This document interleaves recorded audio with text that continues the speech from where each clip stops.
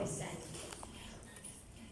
Jutro su košari, gde sja, šuška, niz robu za žučkastih krutih, sedmoro još jedina kučka, sedmoro još jedina žutih.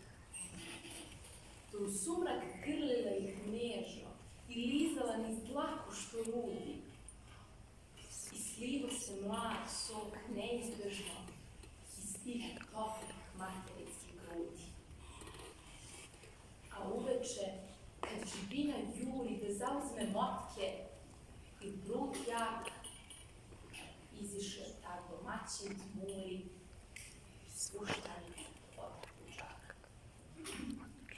A ona je za dragom trčala, stizala ga kao kad ugode i dugo je drhtala nezamisla površine vode.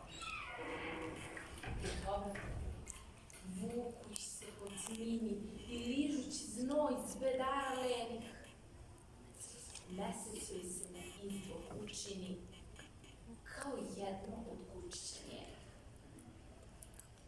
Curila je u svoj plavi glatki, zavijala bolno za svojima, a mesec se kotrljao tanki, skrio se puno polje.